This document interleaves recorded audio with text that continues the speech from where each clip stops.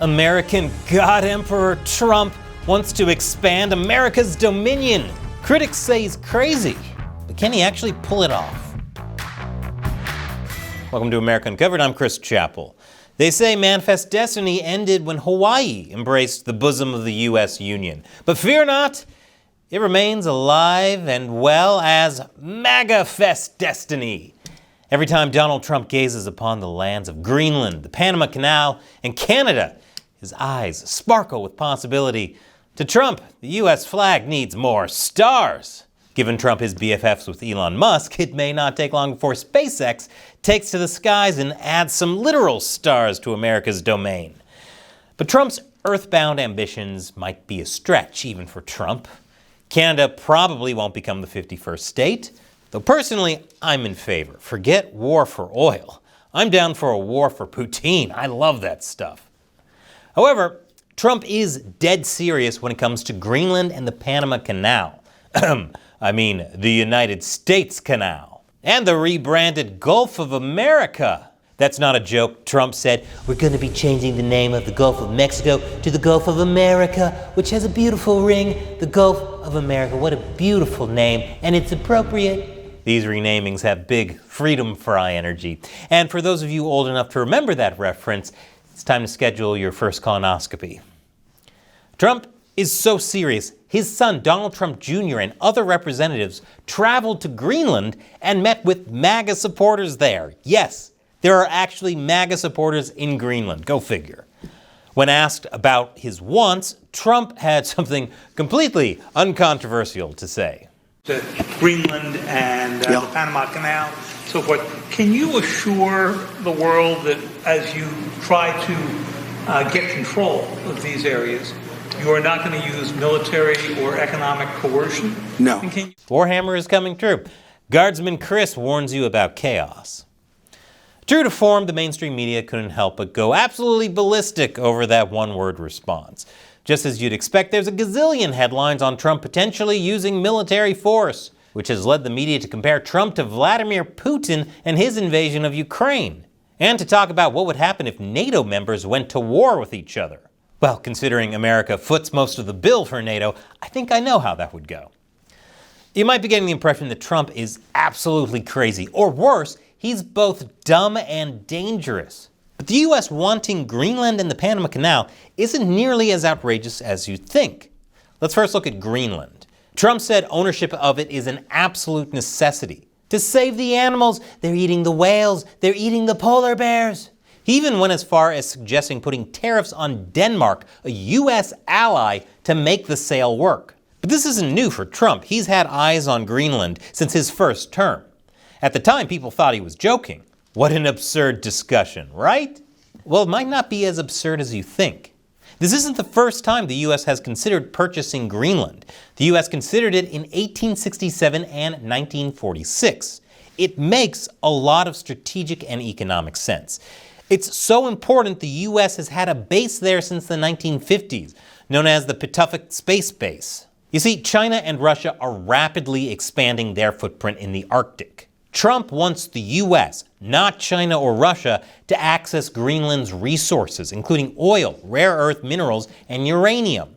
And if you're thinking, but wait, isn't Trump a puppet of Putin, so wouldn't he want his master to have all those resources and not interfere? Welcome back to reality. Take it slow. You went on a pretty nasty MSNBC bender. What it comes down to is the more resources the U.S. has, the less dependent it and other countries are on Chinese and Russian supply chains. Trump also wants to keep Arctic sea lanes from falling under Russian or Chinese control, because the last thing we need is for the Arctic Ocean to become something like a new South China Sea, full of militarization and competing territorial claims. And Denmark has sold territory to the U.S. before, the Danish West Indies, which we now call the U.S. Virgin Islands. So, why not try another deal? Many people in Greenland don't even want to be under the thumb of Denmark anymore. In case you haven't heard, there's a push for Greenland's independence, with a majority of Greenlanders already in favor of it. Greenland has already drafted its own constitution, and the Prime Minister hinted at a referendum on independence later this year. But even if Greenland gains independence, it'll have to worry about how to sustain itself. It currently depends on Danish subsidies to keep afloat. So, why not join the US? After all, the US and Greenland have common Viking roots, as I learned about in this documentary series.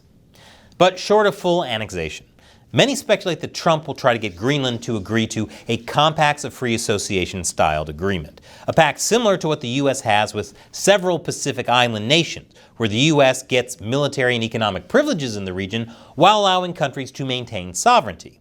As for the Panama Canal, which the US built a century ago and gave away under President Jimmy Carter, Trump cites ridiculous fees. He feels like American ships are being ripped off. But that's not the only reason he wants the US to retake the Panama Canal. Trump alludes to national security threats there, namely China. Panama's president claims there's no Chinese interference or participation in anything that has to do with the Panama Canal. But China has a lot of its sticky fingers around it. Since 1996, Panama has outsourced management of the canal's 2 entry ports to a subsidiary of Hutchinson Whampoa, a Hong Kong-based shipping firm, which, by the way, co-owns a real estate joint venture with Aviation Industry Corporation of China, one of China's largest defense companies. This is despite the fact that the US and Panama made a deal that guaranteed Panama operational control, local security, and ownership with the understanding the canal would remain neutral. I can't believe Panama would outsource work to China. Thankfully, no American companies do that. Boy, that would be real stupid. When the agreement was first made, Hong Kong was a British colony. But times have changed. It's now under mainland China's control. And China has been making tons of investments around the Panama Canal, with dozens of Chinese companies operating in the area, building infrastructure and commercial projects in sectors like mining, finance, logistics, and telecommunications. And given that every Chinese company must obey the Chinese Communist Party, it's safe to say that they all act as agents for Chinese influence. So wherever you see tons of Chinese investments, you bet you're seeing tons of Chinese corruption and influence. In fact, according to an analysis by the China Index, an initiative created by Doublethink Lab, a civil society organization dedicated to studying digital authoritarianism, Panama is one of the most China-corrupted countries in the world, ranking at number 12.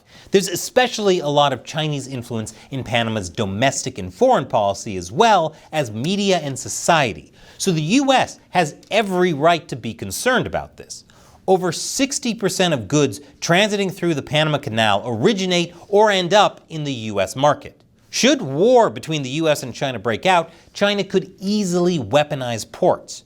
China could surveil ships and cargo movements, hinder US naval ship movement, disrupt supply chains, cripple the US economy, and more. So, yeah, wanting the Panama Canal suddenly seems less manifest destiny and more, why did we ever give it away in the first place? What were we thinking, destiny? Trump knows that he needs to put the US in a stronger position to counter Russia and China. That's why he's looking at every possible avenue, no matter how crazy it might sound. After all, man does have a golden throne. What do you think? Can you imagine a world with more than 50 US states? Let me know in the comments below or on the comments section of our new website, AmericaUncovered.tv, where you can't be censored by YouTube. And have you ever wondered what's up with college professors and whips? I know I have.